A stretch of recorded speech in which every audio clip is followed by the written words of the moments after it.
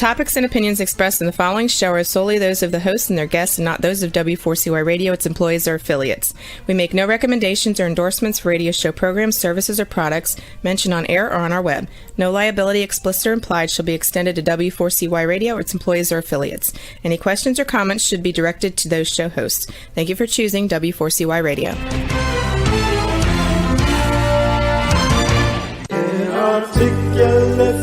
Inarticulate speech of the heart. Inarticulate speech of the heart. Inarticulate speech of the heart.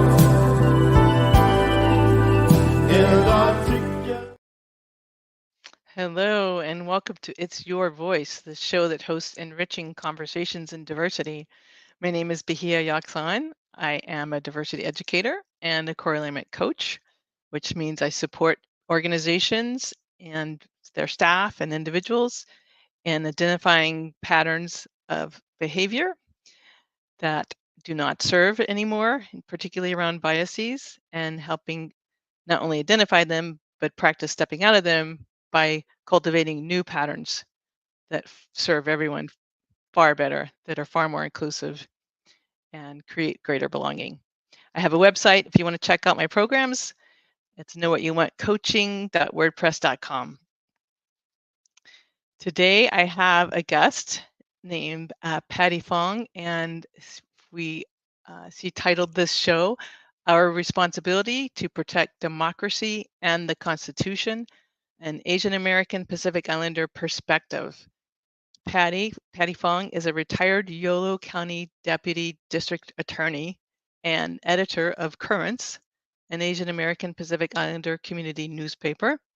She's here to talk about our responsibility to protect the democracy and the Constitution from an AAPI perspective and to help promote voting. Patty, come on out. I'm so happy to have you here. Thank you. I appreciate your valuable time. I know you're a big community organizer, and I always value anything you've organized that I get to attend. Thank you for inviting me. You're welcome. I'll just mention it's possibly we'll have another guest be able to join this program today before we end.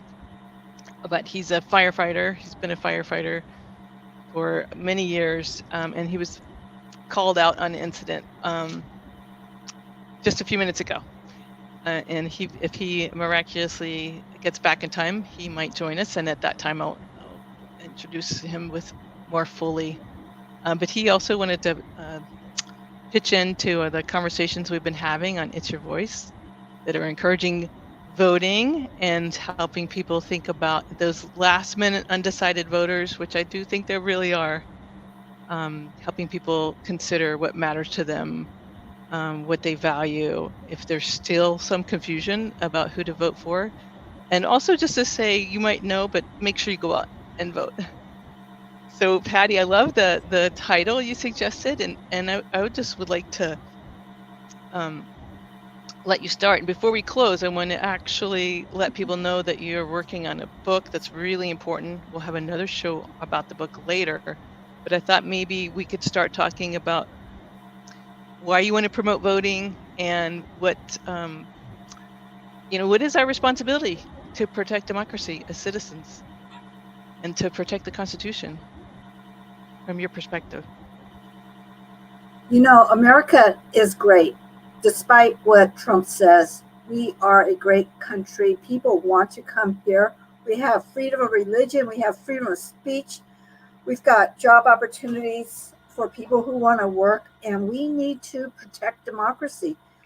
And Trump says he does what he promises. He wants to be a dictator. He already told us that on day one, he's going to pile on a bunch of executive orders to suspend the Constitution and undo federal civil service and basically put his political lackeys in control. He promised that, and he comes through. And so people need to realize that this decision that we're making is really important. The whole world is watching.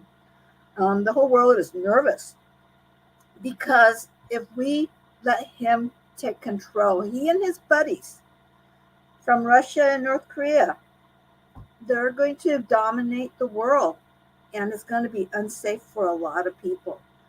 And he's also told us, and he comes through with it, that he's going to retaliate against anyone who doesn't believe in what he believes in. And so people who are out there who think, well, I'm not going to vote because I'm so confused, that's your decision right there.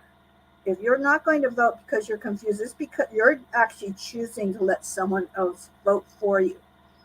And so the consequence of what we get at the end, it's going to be on you. So you need to look at what is happening, this kind of hate that's happening among the conservatives. This whole thing about Project 2025, it's very clever. They're recruiting people who are loyal to the conservative platform. They're not loyal to the U.S. Constitution. They're loyal to the Republican conservative values, and they're recruiting a resume pool. They've got a plan to dismantle education and other departments, and they are going to carry it out. In fact, Trump actually started doing it in October of his last year as a president. He actually signed an executive order to dismantle the federal civil service system so that he could put in people who were loyal to him. But when Biden took office, he undid that executive order. So we're at a real critical point, and we need to have a real, even in California, we need to have people out there voting, because after next Tuesday, we know Trump's going to challenge the election. He's, even before the ballots went off, he said this election is being stolen. We need to have a landslide vote to show what the people wanted. And we need to have votes all over the country, even in California, even though we know that our electoral college electors will go Democratic. We need to have a big number so that when it gets disputed, we've got a showing of a general population that wanted a better world, and it's not Trump's vision. I really like the way you said that. We need to show a general population that wants to keep freedoms, and that it's so important we need big numbers. Landslide. I've been envisioning a landslide just so that we can avoid the sort of like hair-raising, completely nerve-wracking situation of counting close votes. I don't think anybody in America wants that. And I appreciate you're also mentioning, like, we just really can't take anything for granted, even so many different examples are coming to mind, and I know we'll talk about reproductive health, but I was just thinking when you said California, like this idea that some states may have some freedoms and some rights now, but every state can lose them if the MAGA Republicans win.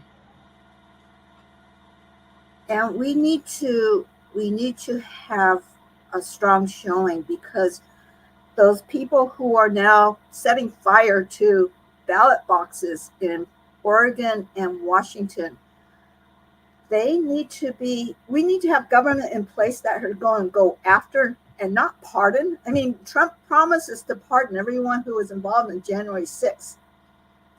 Just imagine those arsonists who are burning up ballot boxes. He wants them to go free too. And we just can't have that happening. We need to protect our democracy, and everyone's got their vote, and they need to go in and show the rest of the world that we are behind democracy. And remember, if you don't think you're registered to vote, you can vote on election day.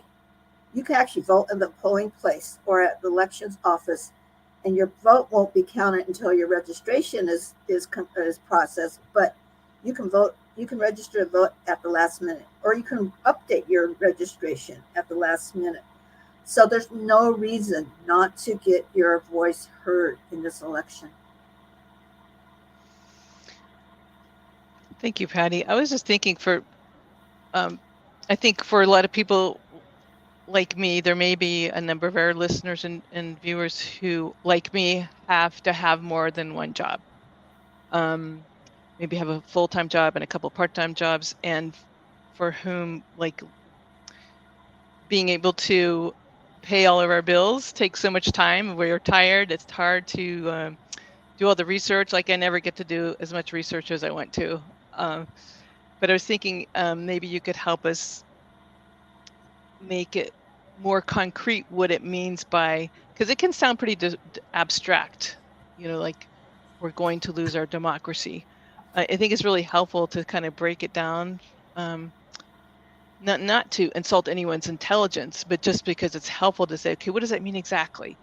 But I think, I feel like I can ramble a few thoughts, but you can perhaps clarify and add. But I just want to spit out a few things that I've been thinking about, like, what does that mean to lose freedom? Well, first of all, like, how can I vote for someone who denied the results of the last election that over and over and over and over again was the judges, over 60 judges, right? About 60 judges overturned all the allegations that there was fraudulence. There was no widespread of, like, that's a kind of a number one reason for me to worry that democracy would be threatened if an election denier is elected again. And to add to your point, if he's promising to pardon all the people who literally stormed our Capitol and injured and attacked police officers, and people were lost and injured, and there's still people suffering from PTSD, to deny that reality, that's not a free and safe country. And his threats to like work with, like you said, dictators, and not having bodily autonomy for over half of the population, because if you don't have freedom over your body, not only is that cruel and barbaric, but it also means you don't have freedom about the choice of family, like when you have family, who you have family with, how many you have in your family, which it totally impacts your economic life. And economy is so tied to like how we live, the family we have, how many people we can feed, if we can rent, if we can buy. So I'm just wondering what kind of things come to your mind when we think about. I don't want to focus long on what will be lost, because I really want to spend time thinking about what we can have, the alternative, like, and not just to not vote for someone who threatens democracy. But I think there's a lot of, even though no one's perfect, there's a lot of much more hope and joy and practical sense coming from Kamala Harris. There's a lot of positive reasons to vote for her, but let me just listen to you. What's coming to your mind about why we need to protect the democracy, and why the Constitution's so important? Well, it's really important for us and the world to have a U.S. president who is ethical and kind. Ethical and kind. I mean, in the last years or so, he's been, from the Asian perspective, he did the China virus thing, and he continues to do it to rile up hate among his followers against Asians. And so over the last few years, we've had a lot of violence and assaults on innocent Asians walking the streets, just being knocked down, and he's fomenting that. He announced to us that he was going to be a dictator on day one. He is riling up. Okay, given that we do have a economic competition with China, it affects the Asians in America when he does rabble on about his distrust of China. He Even the thing about eating cats in Ohio, they they admitted that was a lie, but they kept it up, and that kind of stuff we just don't need in a leader, because we have greater problems. We've got, yeah, abortion rights. We've got global warming. We've got wars that we need to assist on in the world that need resolving. Um, he's creating hate within ourselves, and he does that as a distraction, and to divide us. But we're actually better than that. This country's not. I mean, this make America great again. Well, it's make America great again for white males, unfortunately, and take us back to the 1960s. Um, but America is great, and we have lots of freedoms, and we need to protect them, and we need to show ourselves that we can rise above this hysteria that he's created among his followers. And they're into ranting. I was just reading some review that the Madison Square Garden event, people were just in there to cheer for him regardless to what he said. So even if he said something that was not Trump-like, they were cheering him on just because. And he claims that, remember in the old days he claimed that he won the election because look at my rallies and all the people who attend my rallies. He thinks that the people who go to the rallies are the number of votes that he has. Well, no, sorry. It's the votes that end up in the ballot box. So he's delusional. I'm sorry. But he's got a lot of followers, and we need to get people out because we're better than that. We are, and I really appreciate your emphasizing that America is an amazing place. We certainly have our challenges, we have our problems, but I do really think the majority of us, over time, we are making a better and better union. I mean, maybe not more perfect, but working our way to becoming more and more inclusive. And we have serious backlashes, and then we keep moving forward. But this time it's more than a serious backlash. It's a threat of moving the infrastructure that allows us to make progress and to have freedom of speech and the threat to end to close the Department of Education. Like, what?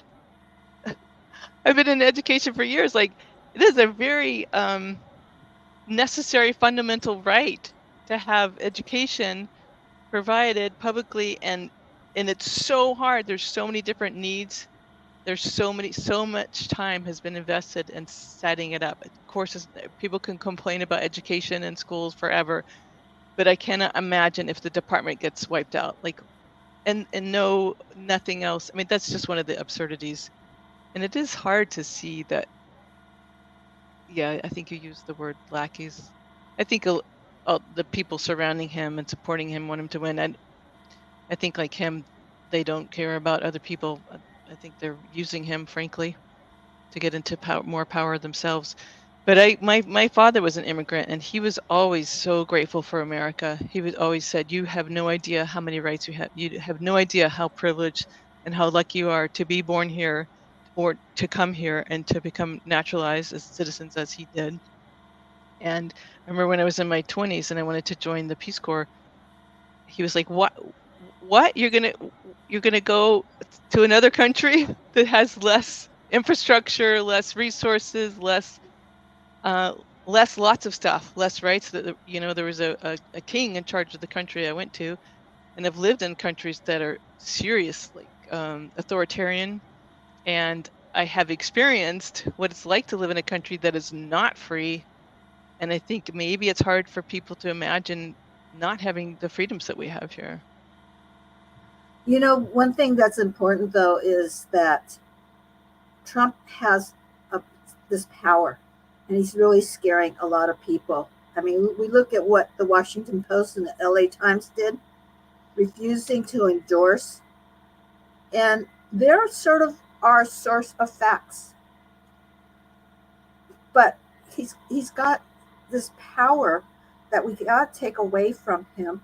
And some of that power is his technique of repeating his lies. There's this whole Absolutely. psychology. If you repeat the lie, people think it's true. It's like when he keeps So on true. saying that the illegal immigrants coming across the southern border are the drug addicts, the killers, and the rapists. Well, sorry. There was something in the news the other day that it's like 60 or 70% of the drug dealers caught on the border with drugs are American citizens. So he creates these lies, repeats them repeatedly, and has these people who are following him. And yes, we have, and for him to be threatening these editorial boards or the owners of these newspapers so much that they're concerned about retaliation. We're not like that. America's not like that. We're here for get the information out there, get people aware, be able to research your own. But if you don't have time to research, I think what you have to do is think, well, is Trump someone that you really want to invite home for Thanksgiving dinner? Could you actually live with that guy? We had him for 4 years. And you remember that period of time where some of us just quit listening to the news because we were scared that he was going to push the button for a nuclear war. And we were just scared of what he was doing. I mean, he's actually got more skills now, and he's got more knowledge, and it's going to be worse the next time around. And so we cannot let him be president again. And we're very lucky that we've got this young, energetic vice president who's pounding the states to bring out the vote. But we've got to support her and the values that she's promoting for truth and honesty, and promoting the benefit for the majority of Americans, not just the millionaires. Yeah, the contrast does seem stark. It does seem very clear to me, but I think often that depends on what you're exposed to. What channel you have on, who you tune into.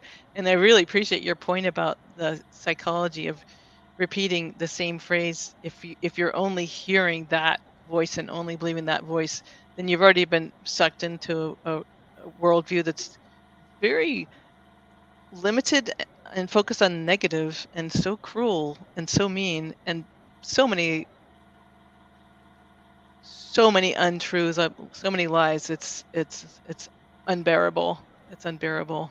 And I feel bad for the people who believe him and who are he's lying too. He's using his own voters through deception. What kind of a relationship is that between a voter and a candidate? I think we have to be prepared for what happens after Election Day, though. It's not going to be pretty. We're going to have to be prepared for another January 6th.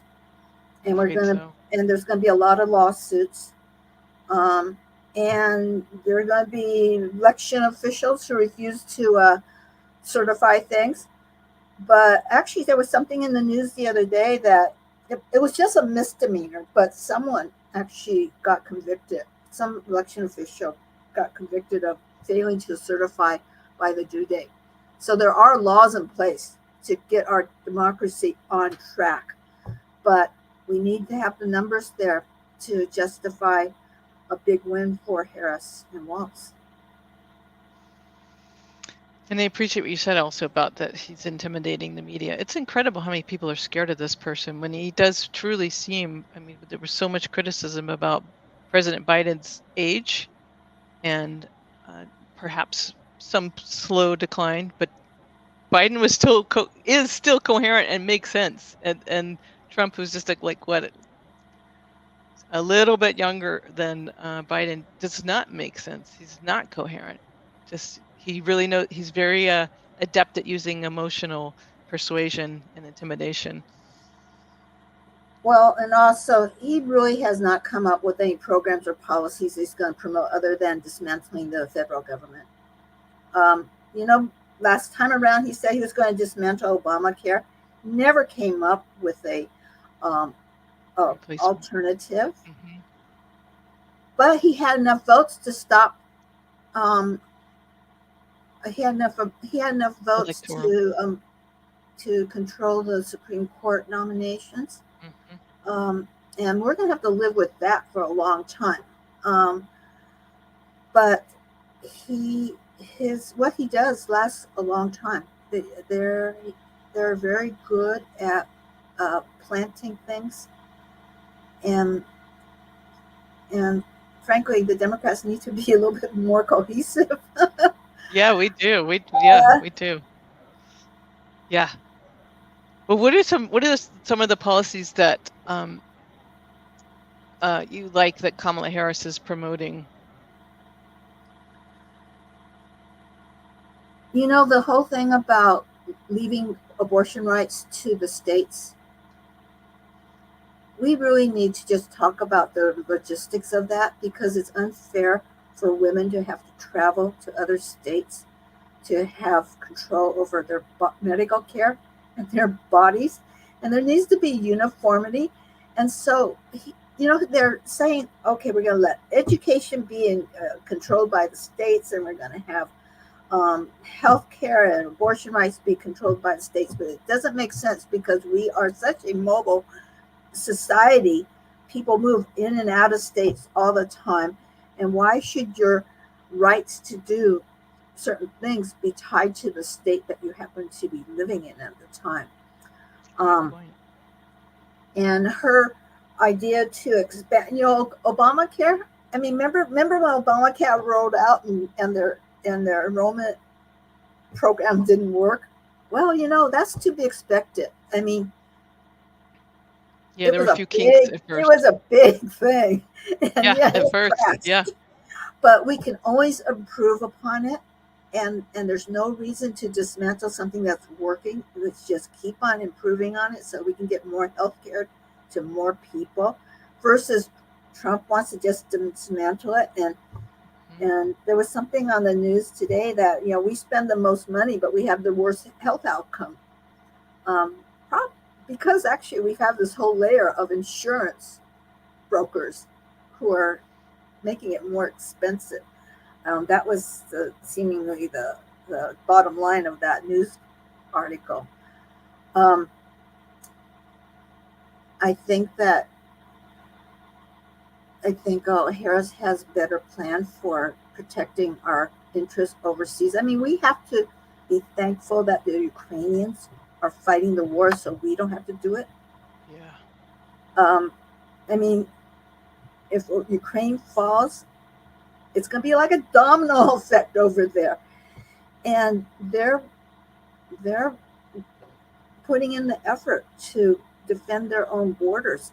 And Trump, he's going to let them fall. He's just going to let Russia take Ukraine. And that's scary. But actually, what's scarier is, if North Korean soldiers are going into Ukraine to fight for the Russians. Mm-hmm. That's stepping up this conflict. I'm so glad you mentioned the international relations policy, her vision for working with allies it's so much safer than his vision for working with dictators. I mean, it sounds so simplistic, but it's terribly, terribly true. The difference between the picture of working with our allies or working against our allies. It will make all the difference and impact all of us. I mean, we've been relatively safe on this island, this big island of America for so long, but that could change.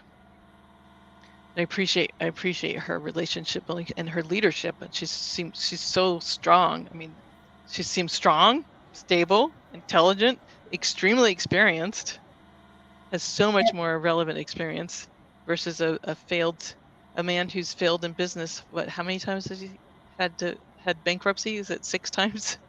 Yeah. And did not ever actually work at McDonald's. And she's called for a ceasefire in the Gaza-Israeli thing Yeah, enough that's that we know that she is committed to stopping this Gaza genocide. I mean, yeah. Trump, God, I don't know. We don't know where he'll go on that one. Um, but actually, as proof of, remember how Trump in the old days, he wanted military parades? Perfect dictator stuff. Having your Yeah. soldiers Yeah. march in lockstep, and having your tanks go down, and your cannons parade. I mean, it's just so much a dictator autocrat sort of mentality. Hmm. But he's told us, and so people can't deny it. He told us that that's what he wants, and everything he says is consistent. And so people who are confused about his character, no, that's who he is, and that's what he's promised to be. I mean, he wants the parades, military parades, in our country, and we don't do those things. We don't need to flex power that way. And Right. In contrast to Kamala, who's thinking about like home health care, like being a part of Medicare, like getting help with people taking care of our parents at home or our elderly people, and child care, and the not increasing taxes for people under 400,000, and taxing untaxed billionaires to help reduce the deficit, which I think went way up when Trump gave a huge tax cut to, I don't know, with billionaires level. um, Maybe millionaires. Again, I'm not an economist, but that really increased our deficit during his time, and I don't think that's well known. and when she said that she was going to work on inflation and like food prices, I mean, we all saw. I mean, egg prices like double or triple, and something's going on there because Yeah, it was. the avian Sorry, but flu did not make eggs go up that much. Um, but the egg prices dropped suddenly when someone said, "Ooh, must be you know we must be gouging or something." There was no yeah, explanation when the prices came down. Um, yeah, I so love hearing her talk about she will address price gouging, and the fact that she's been a prosecutor, she knows how to prosecute, and she has a really successful record of prosecuting fraudulent banks, fraudulent colleges that were trying to rip off students and veterans. And I love having a leader saying they're going to go after price gouging, because it is amazing how the economy has recovered post COVID so much better than so many economists predicted. And the same economists are now saying it's kind of amazing we are where we are now, and I sure wouldn't want that to be disrupted. yet Trump keeps saying that our economy has collapsed and is horrible, and we've never had more people working. Um, and and when he makes those lies about FEMA going into the South, Oh, it's so and sad. he That's so mean. and he repeats it repeatedly, um, and people believe it. It's just it's just so sad.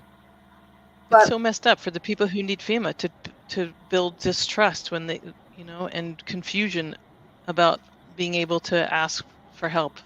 Not that I'm sure it never feels like it's delivered fast enough.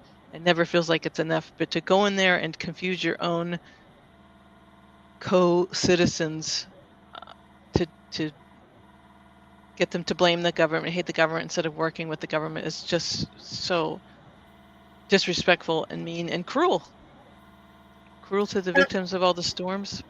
yeah, But actually, we saw good things happen. There were a lot of neighbors helping neighbors during those storms. That's I mean, we right. cannot rely on government to come there with their boats every time.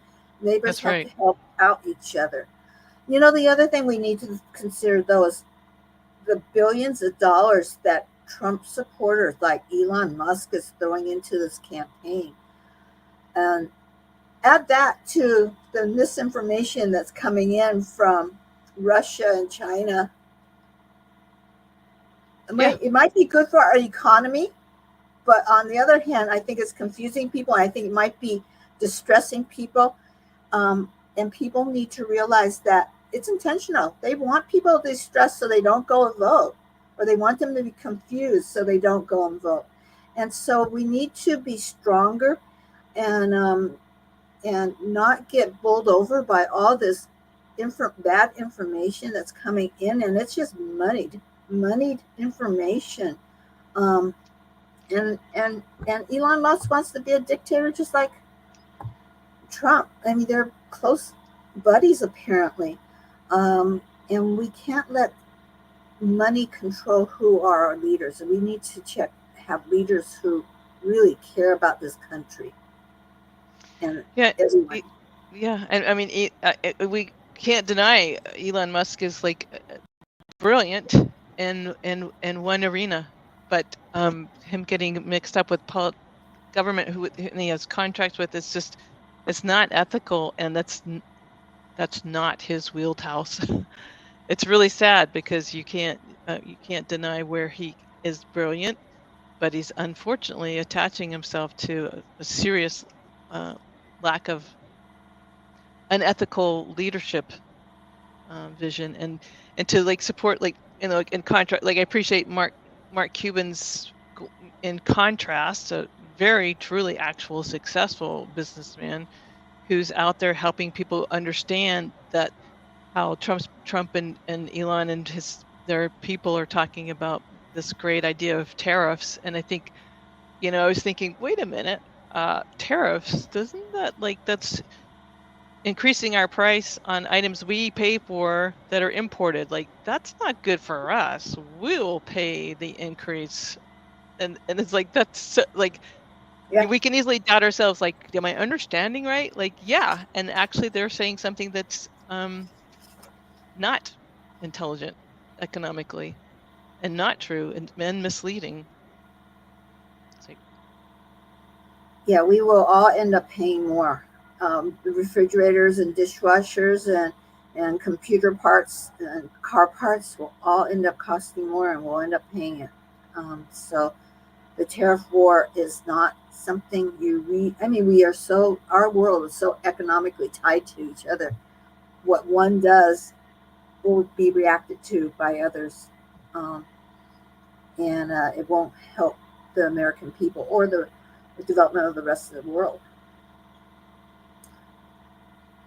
Yeah, and if people are concerned about the economy, it's really true. Where we are now is much better than it was expected, and and getting better with Kamala's plan than the alternative. What's really interesting? What's really interesting though is that, remember during the end of the COVID, people didn't want to go back to work, and so there was so many jobs out there, and but finally that time frame of not having any income come in is like lapsed, so that people are actually going back to work. But yeah, no, we're actually in pretty good shape. And this whole thing about immigrants coming across, illegal immigrants taking away the black and brown jobs, it's like,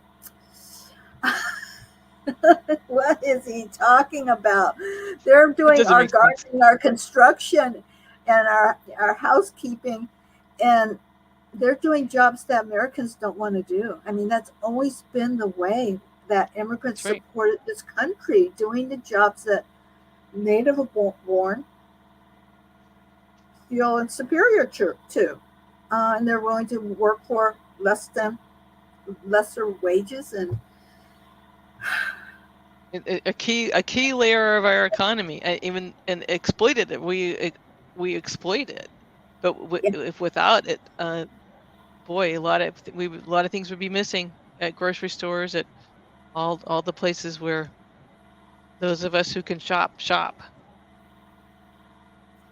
Actually, also, you look at other sorry, countries who need immigrants, like Japan. They have to have immigrants because their population is aging and they have no workforce. And other countries um, like that, or it's like during COVID, we brought in we had a lot of Filipino nurses who actually died during COVID, but they supplanted our need for nurses in this country. We encouraged them and brought them in to help us with our medical services. So we yeah, we are built on the labor of immigrants. that's right, built on the labor of immigrants. And as far as border policies, the Kamala Harris will go back to the bipartisan agreement. Hopefully, it'll pass this time through Congress. It was blocked by Trump's call to his friends in Congress, which is like strict and firm, but not cruel, not the family separation. So if you care at all about families, and you can be concerned about the border and care about families, and know that her plan is much better and still strict, and bipartisan. Actually, that was a piece of misinformation that keeps on going through this campaign of what Harris and Biden weren't able to do. But they weren't able to do it because they didn't have congressional support. And Exactly. lack of congressional support was being controlled by Trump, because Right. Trump was being treated like a de facto behind the scenes president. And people would go and consult him, and he would decide whether he was going to rant on people or not,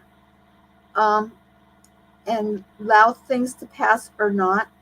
And so this whole thing about saying Biden and Harris couldn't get things done, it was because Trump was behind the scenes controlling the votes, because he's got this control, where no one wants to speak out against him because they're fearful of their jobs. Why are these elected officials so fearful of their jobs? They should be more protective of the country and the prosperity of our country than their own jobs. What's heartening is so many actual real Republicans that are distinguished from the MAGA Republicans. So many of them just cannot and will not vote for Trump because similar to what we're sharing here, is they can't vote for someone unethical, manipulative, who's intimidating, threatening to take away democracy, threatening to terminate the Constitution of the U.S. Like, then what country would it be? I'm just really, really pleased by how many Republicans are standing up with Kamala Harris, and even, how many celebrities are saying, who have a voice and have a platform, are giving really good concrete reasons for people who are confused, like that. This really matters. I heard someone say today, if you're just gonna vote once, if you're someone who's not I know, it was Stevie Nicks, who has this wonderful new song. Check it out if you have not. Lighthouse. It's an incredible kind of dire warning about what can happen when we lose freedoms, and this could be a moment in time. And I do actually feel hopeful. I believe Kamala Harris. I believe more people want Kamala Harris, and I believe that's why we keep asking people, if this is the only time you vote, do it this time, because the freedom and the ability and the right to vote could seriously not be possible. It won't be there next year. Yeah. And he's even said that. He's even said, "Oh, you won't have to vote again." Yes. That's really terrifying. Actually, looking at the Republicans who are supporting Harris, it's so amazing. Military people who were in the president's cabinet, and coming out, they're putting a target on their own backs. Yeah. So they're very brave, but they're willing to speak out because they know that this is a disaster. But the breadth of the experience and the talent of these brave Republicans who are coming out to say, no, he's dangerous and he's demented and we can't have him. That actually should convince a lot of people who are on the fence as to whether to vote or not, or how to vote. These are insiders who worked with him. Literally saying his behavior fits the definition of a fascist. That whether he knows it or not, it's fascism that will result from following that his authoritative style of leadership. And I think that's slowly striking more and more people in waves. So we just got to hit the big wave and keep envisioning a landslide. Yeah. And there's time for people to get to their election office and vote early and vote once. Well, Patty, I would love for people to hear. I'm going to let folks know that you will be back on the show when we schedule it in possibly December or January to talk about a book that you're working on. We have just 4 minutes left, so I'd love for you to let people know what it's called, what it's about, before we have to wrap up. My auntie was March Fong, the Secretary of State, for 20-something years. She is she's rolling over in her grave because PAC money, hiding people behind PACs, the money that's flowing, the lying, the cheating, the intimidation of Secretary of States, the promises of some of the Secretary of States not to certify votes, this whole thing about hand counting ballots in Georgia.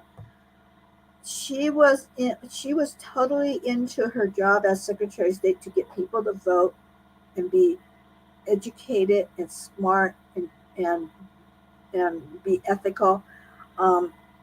She was a politician for many years, and so her book's coming out. We're picking it up from the printers next month, and we're going to be just promoting it so that people can see how she did it, from a person who grew up with parents who ran out of hand laundry in the Central Valley to a major, constitutional officer in California. That's pretty amazing. So that's my next project. Awesome. And I don't know if I would just want to shout out for people too who are thinking, okay, how do I find out if I'm registered? How do I register? One source I know from my guests recently was the League of Women Voters. It's a website that people can check out. It's for everybody. And their main job is to make sure everybody doesn't take voting for granted and can find out where and how to vote, and to have a choice to vote, which we do have now and we want to use. And we have to exercise our right to keep our right. And Patty, I want to give you the last minute before I thank everybody. Do you have one last closing thought before we have to wrap up?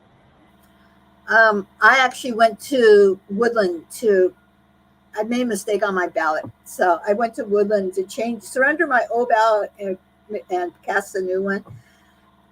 The election workers are ready, willing, able to help you. They're very efficient. Even though in some states they're being threatened by people, but they're brave enough to support democracy. And so go out and vote and register if you haven't registered. Just go and do it. We thank you. Go out and vote. Register if you haven't registered. Just go and do it. And thank the election workers who are very courageous right now. It can be risky, sadly, which should not be. And thank you so much, Patty Fong, for joining us. Really appreciate it. Can't wait to have you back.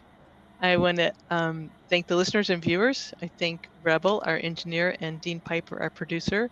And may we all have a fantastic job using our right to vote this week until the very last day, November 5th. May we all have enriching conversations and diversity and a good time enjoying being able to vote. Thank you. Thank you. Inarticulate speech of the heart. articulate speech, inarticulate